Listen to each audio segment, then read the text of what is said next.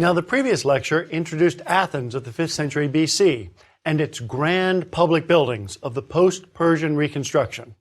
This lecture looks at some of the domestic spaces of the same period, what we call the Golden Age of Pericles, named for the Athenian political leader and general who guided the city from about 461 to 429 BC.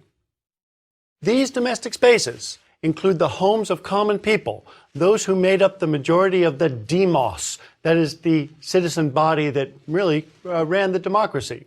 These include figures such as a shoemaker and a sculptor. The sculptor in particular is the type of craftsman who profited from the explosion in building and monument construction during the age. Although it's more common and far easier to examine the public buildings of Periclean Athens, it's important to keep in mind that the vast majority of the city was occupied by the houses, shops, workshops, and businesses of the everyday Athenians. We're fortunate, actually we're not just fortunate, we are lucky to the point of like winning the lotto lucky to have the remains of even a few of the houses from this important period and to know something about the lives and livelihoods of the occupants of those houses. See, the houses reveal to us the social makeup and the organization of Athens at the height of its power. And they also tell us about the gender divisions that are clear in public, but reveal their bases in private spaces. As with the lecture on the public buildings, the Athenian Agora will orient us here. Now, a number of the 5th century BC houses that have been excavated were found between the south edge of the Agora and the slope of the Areopagus Hill. That's the location of the major court of appeals in Periclean Athens. At least 13 contemporaneous houses were found in this small area. It may not sound like a lot, but it is actually. These are the majority of classical houses preserved in Athens, and they therefore provide almost our sole knowledge of Athenian classical houses and households.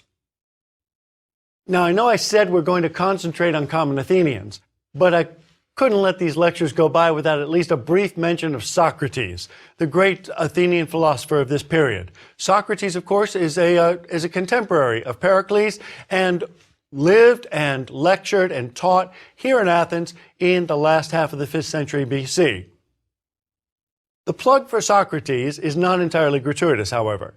Socrates had an associate, in fact, perhaps a close friend. It's a little unclear on what their relationship was. This associate, we'll just call him for now, who many ancient sources tell us Socrates liked to visit and he liked to converse with on a number of topics, as frankly Socrates seemed to have liked to do with all manner of people at the drop of a hat. Since this man's shop was on the edge of the Agora, Socrates would come here to discuss matters with the young men who, not yet being of age, were not supposed to gather in the Agora itself. And this, of course, was the basis of one of the great complaints against Socrates at his trial, that he was corrupting the youth. He would meet at this home of his associate and gather young men around him to lecture and teach and talk about great ideas. Well, after Socrates left one of these sessions, this associate took to writing down these conversations in order to preserve them. He was, by many accounts, the first author of Socratic dialogues, predating even the works of Plato. This activity attracted the attention of Pericles himself, who offered to support the man if the man would move in with Pericles. He declined. That associate was Simon the shoemaker, apparently a common Athenian who had a shop making, what else? Shoes. Now, this would be no more than a footnote in the history of philosophy, a pretty small footnote in the history of philosophy, except for a remarkable event. In 1960, excavations at the southwest corner of the Agora, that is due south of the Bouleuterion and just before you get to the Areopagus, uncovered a shop in which archaeologists found a number of bone eyelets and iron hobnails of the type used for making shoes. They also found a drinking cup with the name of the owner, Simon, scratched on it. Now, I have to tell you, I am completely taken in by this evidence. Here we have a shop exactly where the historical sources tell us it should be, of a shoemaker, and the cup scratched with his name on it, of a man named Simon, who we know was a shoemaker at this time. It's contemporaneous. It seems to all fit. I am completely sold on this. Other scholars are dubious. They think that this is wishful thinking on our part. They point out that there must be a lot of shoemakers in Athens in the 5th century BC, and that Simon is a common name. Yeah, that's true. However, the confluence of the date and the place and the name and the occupation all in one place argues to me that this is what we have. We do, in fact, have the shop, workshop, home of Simon the shoemaker, the one who, in fact, hosted Socrates, and this is that spot.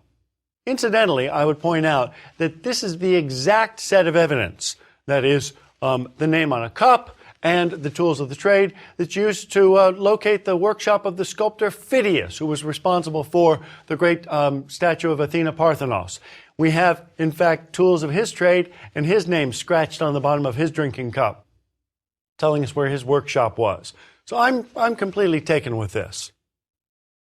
Well, although the Athenian historian and student of Socrates, Xenophon, when he's writing about Socrates, mentions a workshop, the archaeologists found what we define as a house. That is, a domestic complex that was used for both residential and commercial activities. The house of Simon the shoemaker was right next to the agora. In fact, you couldn't get any closer. One of the boundary stones that made up the edges of the agora was actually resting on the outside wall of the house when they found it. That is, the archaeologists found it. The house itself is not a house in the way we would look at it, but a house that would be instantly recognizable to anybody from the ancient Mediterranean or Near East. In fact, a Sumerian from Uruk at 2900 BC would in fact recognize this completely.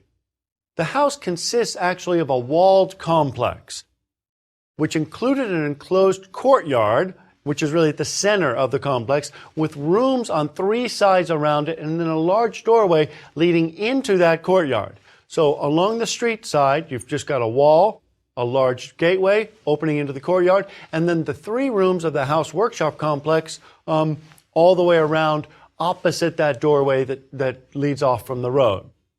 Now, it's difficult to tell from the remains that we have if this was a 1 or 2-story house, but I think it's probable, given the thickness of the foundation, that at least part of this complex was 2 stories. That amount of space, and it seems like a large space, seems far more than would be necessary for merely a shoemaker's shop. We believe that Simon lived here and also had a workshop or shop space, and that is that he lives on the premises, he also makes shoes here, and he sells them. This concept of the house, as we term it, as an economic zone that included both residential and commercial activities is consistent with what we know of household organization in the Greek city. As we've seen in previous lectures, such a pattern of urban structure is not exclusive to the ancient Athenians or even to the Greeks. At least one house in the Bronze Age Aegean city of Akrotiri was a residential commercial complex as well. In fact, the so-called villas, sometimes called estates or complexes of the skilled workers, for example, the sculptors at the Egyptian city of Amarna, were combined complexes of homes and workshops as well. Interestingly, I think, and I think it's interesting anyway, our word economics has as its root the Greek term for house, oikos. And in fact, the word economics, deriving from oikos, meaning house, refers primarily to household management. So economics refers to the financial management of a household. And from there, we extend it outward to what we consider general economics. So for the Greeks, the house was a residential or domestic space, but not entirely or exclusively. It's also commercial. And also, and I need to make this very clear, our modern concept of private versus public does not apply to houses in the ancient world.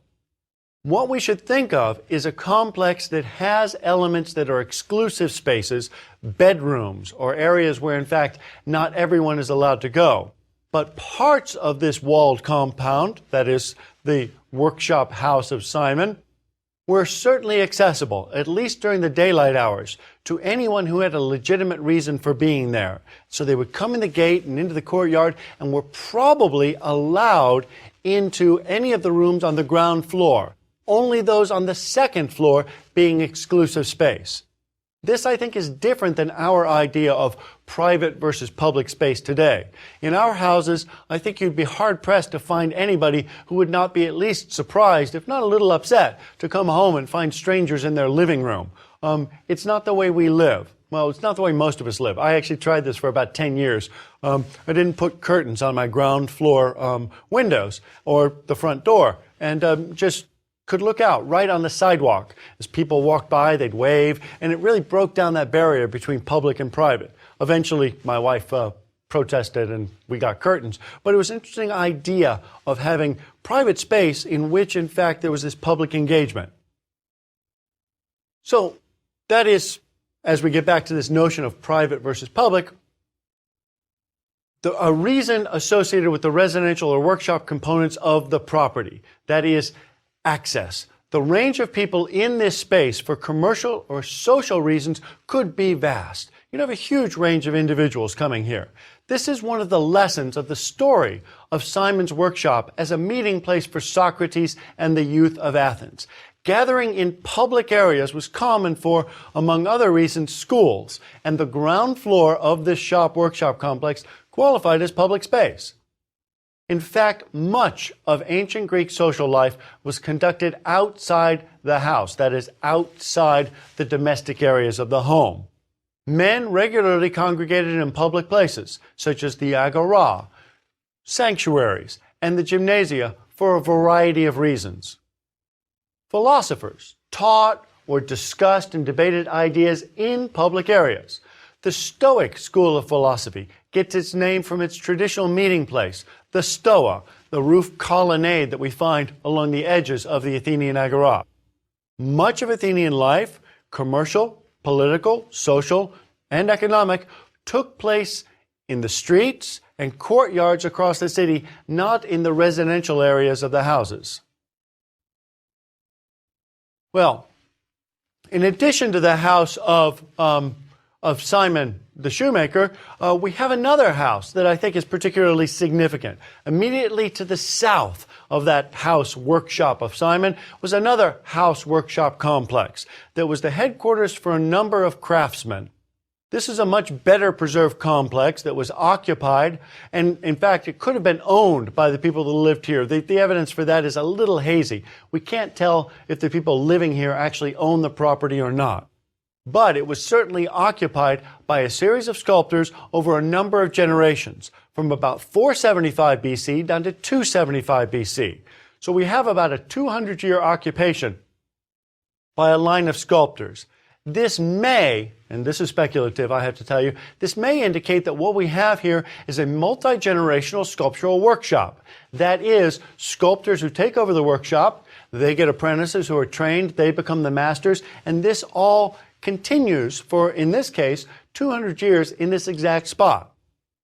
We know it is, in fact, the workshop of sculptors from the excavations. Excavation of the complex discovered most marble working tools, marble dust, and several pieces of partially worked stone. Now, that in itself could just be, the headquarters for masons, people doing architectural stonework. But what was also discovered here, actually thrown down into the cistern where they were tossed after they were abandoned, were two unfinished pieces of sculpture. One was a relief head, which we think was a study for a tombstone, that is a model that was used to be replicated on tombstones when people came in to order them, and a statuette of an enthroned goddess.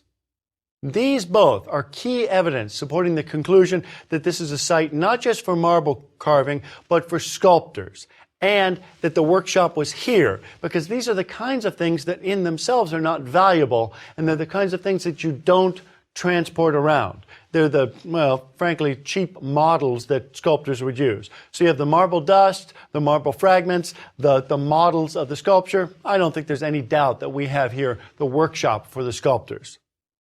Now, the walled complex itself contained several rooms, again, like the House of Simon, grouped on three sides around a courtyard. So what we have is a front along the street with a large gate entering into the courtyard, and then on the three sides opposite, a series of rooms. The rooms on one side were thought to be a two-story house. Flanking it were, on one side, the single-story workshop and the marble storage areas. When you work in marble, you need a lot of storage space. We think that the second story of this house, and again is better preserved than Simon, so we can conclusively say that there was a second story. We think that the second story is where any women's quarters, that is gynekeum, as it's called in Greek. Gyne or gyne is the root meaning women. It's where our word gynecology comes from. Gynekeum, and that E-U-M or O-M or O-N ending just means building or suite of rooms. So what we have here is a women's suite of rooms. We think that that would have been on the second floor. The house was therefore designed to make several parts, that is, the workshop areas on the ground floor, accessible to anyone who comes into the courtyard, those who enter directly from the street. Whereas other parts, primarily those in which the women of the household occupied, are restricted from casual access and actually even from view, because those second-story rooms can't be viewed from down below. They're cut off. There's a staircase that leads up to a closed door, and the women's rooms are behind that. Interestingly, and I think importantly for identifying what's going on in this area, particularly for the life of Socrates, the ancient sources that connect Socrates with Simon the shoemaker also mention him walking past sculptors' workshops on the way to the Agora. I don't think there's any doubt that this is one of those houses that Socrates passed on his way to Simon the shoemaker's just to the north on the edge of the Agora. I think it's too much of a coincidence to have a shoemaker named Simon where we expect one to be and sculptors' workshops on the road just adjacent to it. I think this all, in fact, works and reinforces the historical accounts of Socrates. Socrates himself actually may have known the area very well. His father was a sculptor, and according to some accounts, his father worked on the public buildings of the post-Persian reconstruction. Some sources say that Socrates himself carved marble in his youth. Not sculpture, although some people debate that. Mainly in antiquity they debate that. No modern scholars really think so. But that he may have been a mason, that he carved stone for buildings. So it's likely that what we have here is a space on the edge of the Agora that you might consider to be a sculptor's zone. We know that craftsmen in antiquity, well, they gathered together into areas. And so we have a potter's area or a sculptor's area. And I think that's completely consistent with how we know people organize space in the city. It's likely here, for this compound, that the large door into the courtyard would be opened during the daylight hours to encourage entrance by those passing along the street, because the sculptors here make their living primarily, we believe, through private patronage. That is, people come in and order sculptures for private work, for tombstones and whatnot. So they're not doing public work. The small scale of the models that we have suggests that these guys are doing work for individuals. Now, the first sculptor who we know that occupied the property in the mid-5th century BC is named Mykon. And the second one that we have by name, Menon, is in the first quarter of the 3rd century BC. So we know the first guy here and the last. And in between, we don't have any names, but we do have that consistent occupation of sculptors. Mykon is actually someone we know of from the historical sources, because he wasn't just a sculptor. He was also a leading painter of the period. And some sources credit him, along with Polygnotos of Thasos, with the creation of the techniques that allowed painters to show receding space in wall painting. Up to the time of the Persian destruction, all wall painting was done with flat figures, all standing on a ground line, all lined up like they're on the edge of a stage. What we find is after the Persian destruction, when they're rebuilding the Agora and the public buildings in the mid-5th century BC, is that two men Polygnotos of Thasos and Micon create or discover a new way of painting. And that is a way of showing space within one particular frame. And that is, you've got one wall and you need to show figures receding into the background. And they do that by creating separate ground lines. And so these figures, to us, look like they're just hovering in space because they're above the heads of the figures down below in the ground line, on the regular ground line. But they have their own individual ground lines, and so they move up the wall. And visually, you're supposed to see that as receding into space. Seems a little odd to us. I think visually, it doesn't seem sophisticated, but it was a huge breakthrough at the time. These two sculptor-painters, Polygnotos and Micon, were responsible for painting what's called the painted stoa, the stoa poikile, in the Agora of Athens. It was, in fact, one of the major public commissions of the 5th century BC in terms of public painting. We know that Micon was here in the house, or we believe that this was his workshop, because we have a bone tool which has his name on it, identifying it. And again, this is a cheap object that you wouldn't, in fact, move around. And there's no reason to take this anywhere else. We think it was lost here and stayed in the house. The second sculptor, Menon, who's identified as living and working in the building, was done so by a cup with his name scratched on the bottom, indicating ownership, just like Simon and Phidias. Although this is a small sample of personal objects, it seems likely that this area was a residential and light industrial zone in the 5th century BC. We can imagine Simon, the shoemaker here, probably with other shoemakers lined up on either side, and a whole host of sculptors with workshop housing complexes down the street, as the historians describe Socrates walking through the district of sculptors, plural. The location here was probably attractive for shops, since it's immediately adjacent to the Agora, the major public square, and along a key road that led into the Agora. The excavations of the Agora have found other evidence of marble working also on the south side, but these are probably architectural pieces and not sculpture. Still, we think that this may have been a marble working quarter in the city, and indicating that, well, they're doing actually light industry here. We have shoemakers, we have marble workers, and as previously mentioned, we have bronze casting all in this area. Well, a third house, excavated just south of the Agora, reveals less about industry, but even more about domestic space and gender separation in 5th century BC Athens. This house, like the previous one, is also 2 stories. It's large. It's about 82 by 62 feet, or that comes out to about 25 by 19 meters. It has 10 rooms on the ground floor surrounding a large courtyard, again on 3 sides. The courtyard was probably framed by a portico that we think supported a 2nd floor balcony in front of the rooms, again on the 2nd story. So what we have are 10 ground floor rooms we think are echoed with 10 more rooms above, a portico on the ground floor on the edge of the courtyard that supports a balcony above. So really a large living space here, a tremendous complex. We think the 2nd floor of this house probably held the living space for the women of the household, the gynaeceum. However, this is speculative because we don't have anything up there, no small finds that identify the uses of the rooms. Actually, the only clearly identifiable room in the entire house is on the ground floor. And this is an andron. The andron is, literally, the ON tells you it's a room, and men. It means men's room, but it's not a men's room in our terms. It's a men's dining room. It's immediately to the left of the entrance, and it opens directly onto the courtyard. It is, in fact, an incredibly important space for any Greek house.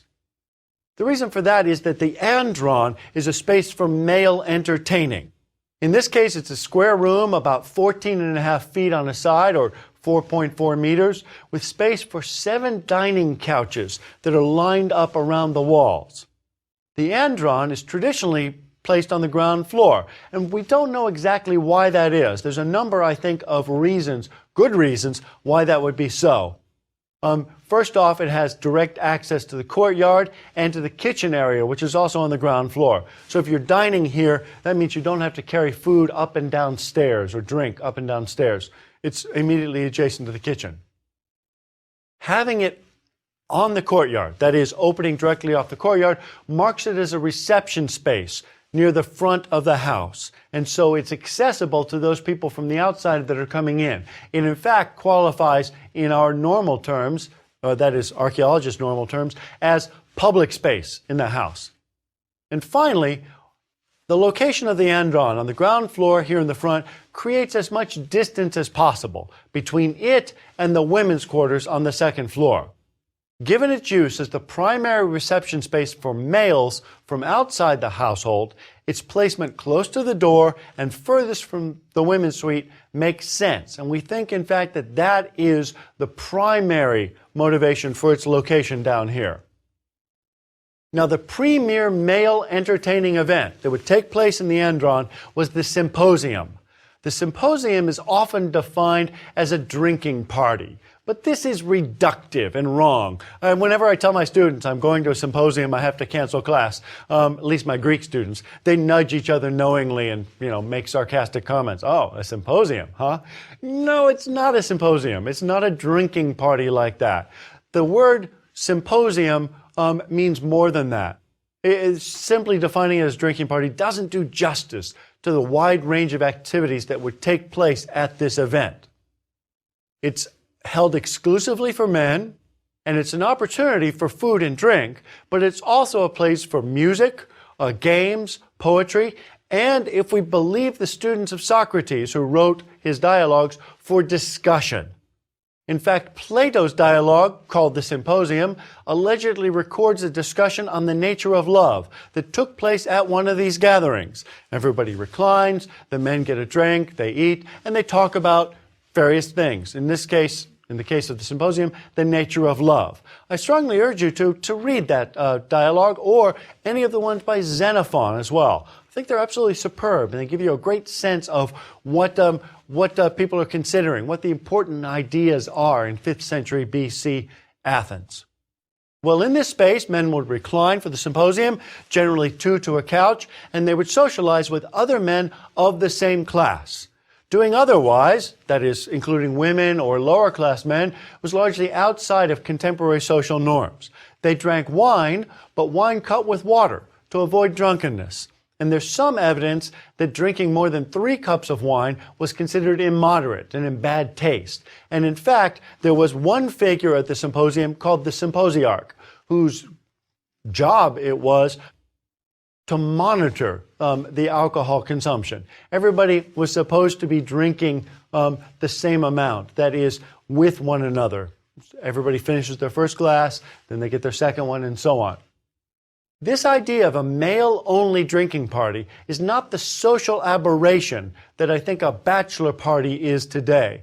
Instead, I think it's characteristic of the largely separate lives led by men and women in ancient Athens. Men were permitted to talk to other men, but they also just had more in common with them. They led lives closer in activities and interests to their peer men than to the women in their own household. Women as well led very separate lives from men. They did not socialize freely with men, and they passed much of their time in the household with other women. The accounts in literature, history, and images on Greek art seem to reinforce that conclusion. Genre paintings, that is, paintings of contemporary interiors and activities, rarely show men and women interacting as social peers. One of my professors, as an undergraduate, postulated that because men and women lived separate lives and talked to each other separately by gender, that women may, in fact, have had a different dialect than Athenian men. That's not something that we find much evidence for, but it's an intriguing idea, and it might explain why, for example, in some Greek plays, the women speak slightly differently than the men do. It may be to echo that separate dialect. Well, part of this social isolation was possibly due to the enormous amount of work that women were expected to undertake to keep a household going. In a world with no labor-saving devices, besides slavery, no good artificial light, and All of the chores and activities for running the house had to be carried out by women during the daylight hours. That includes cooking, cleaning, and so forth, but also weaving all the cloth necessary to make clothing and all the fabric for the household. Perhaps even in the city, raising chickens or a pig as a source of meat.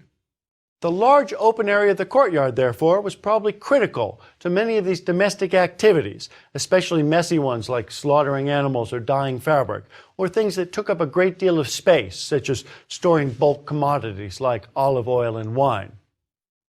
This brings us back to where we started the previous lecture, in the agora at the fountain house. Women were largely, if not solely, responsible for carrying water from the fountain house back home for all uses. This is a heavy, tedious job. Except if you look at it from another perspective, that of the ancient Athenian woman. For her, it's a heavy, tedious job that allowed her to leave the house on a regular basis, to walk through the streets, and to engage with other women outside the household socially. The public fountain, therefore, was a social center for women, as well as a place to fill water jars. This examination of some of the best preserved and understood houses of 5th century BC Athens introduces us to the spaces where ordinary craftsmen worked and sold their products, and where common Athenian families would live. We also learn a bit about what their lives were like here on the edge of the agora, the primary site in the city for public gathering and political discourse. The Athenian city was designed for extended face-to-face discussion of all sorts of subjects, particularly political and religious. We, I think, have developed our own forms of civil engagement in our own homes today with the arrival of the internet, where discussions take place among people, but without the need for them to be in physical proximity. The debates that we have may not always rise to the level of Socratic dialogue, but they're a form of public communication that shifted the location of that back to the house as it was in Athens. We will learn more about the details of daily life in a Greek house in the lecture on Olympus, a city that reveals entire streets and blocks of classical Greek houses.